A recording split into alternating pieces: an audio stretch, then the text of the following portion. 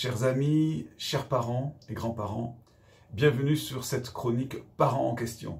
Aujourd'hui, notre vidéo sera très courte sous le thème « Parents, ça s'apprend ». On dit souvent que être parent, c'est le plus beau métier du monde. Mais ce n'est certainement pas le plus simple. Car les enfants, s'ils sont source de joie, eh bien la vie du parent n'est pas pour autant un long fleuve tranquille. De plus que les réseaux sociaux de nos amis projettent des photos idylliques, des images de bonheur, et la multitude des émissions, des articles, des coachings sur Internet, eh bien, qui nous disent comment être de bons parents. Et ça paraît parfois si simple, et quand on les regarde ou les écoute, que ça finit par nous faire passer par des parents qui sont dépassés, inaptes. Et je m'aperçois qu'aujourd'hui, beaucoup de jeunes parents se mettent la pression. Ils veulent être des parents parfaits et ils veulent tout faire pour que leurs enfants soient heureux. À trop se mettre la pression, on finit par devenir excessif, étouffant et parfois même toxique. Ou alors on finit par tomber par ce qu'on appelle aujourd'hui le burn-out parental. J'aimerais, en tant que pasteur, père de 4 enfants, et pour avoir écouté et conseillé des centaines de parents, eh bien, enlever cette pression et cette culpabilité qui pèse sur vous, parents. Les parents parfaits n'existent pas. Et j'allais dire, heureusement, ça serait insupportable d'ailleurs pour vos enfants.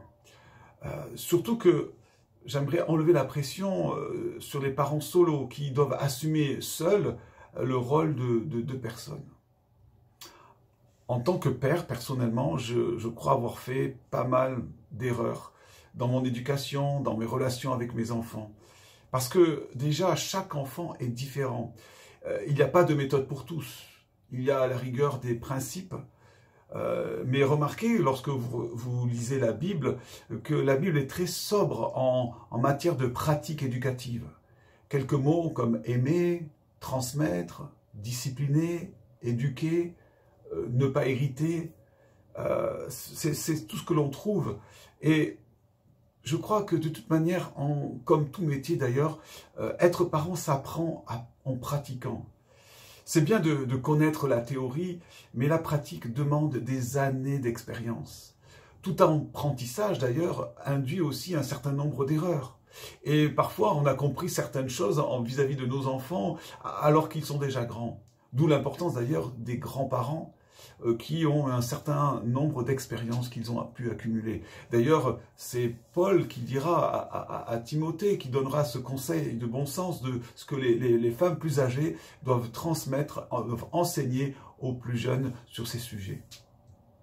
Alors ne soyons pas toujours dans le stress, mais profitons aussi de nos enfants, de ces moments de joie, de détente en famille, et sachons parfois relâcher la pression. Ceci étant dit, ça ne veut pas dire qu'on ne peut pas progresser, qu'on ne peut pas s'améliorer, qu'on ne peut pas aussi apprendre des expériences des autres. Et notre projet justement de cette chronique vidéo Parents en question, c'est de vous faire partager sous un éclairage biblique des principes qui peuvent vous aider, des expériences qui vont vous aider à gagner du temps. Dans les 2 premières vidéos que nous avons mis en ligne sur le thème d'ailleurs comment fixer des limites à nos enfants, nous vous avons interpellé à nous faire remonter les questions que vous vous posez sur la parentalité, sur les relations que vous pouvez avoir avec vos enfants et sur les problématiques auxquelles vous êtes confrontés.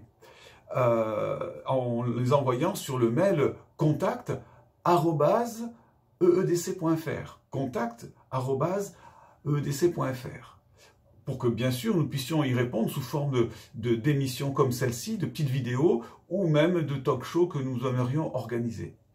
Nous n'avons pour l'instant reçu aucune question.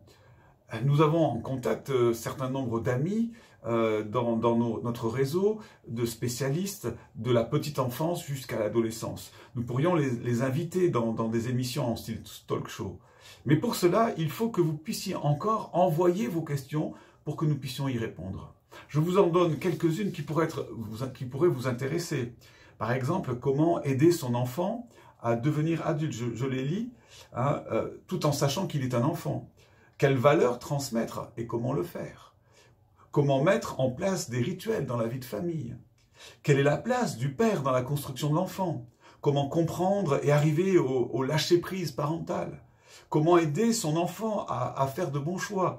Comment créer le lien d'attachement et remplir le réservoir affectif de nos enfants? Comment parler de la sexualité à nos enfants? Et toutes sortes d'autres questions que nous pourrions vous poser sur l'alimentation, le sommeil, les études de nos enfants, le développement, comment discerner les dons. Il y a une foule de questions peut-être pratiques que vous vous posez. Eh bien, nous voudrions y répondre. Alors, n'hésitez pas, envoyez-nous vos questions à contact@edc.fr. Alors, je vous souhaite à tous une bonne semaine, prenez soin de vous et n'hésitez pas à nous envoyer vos questions. À bientôt!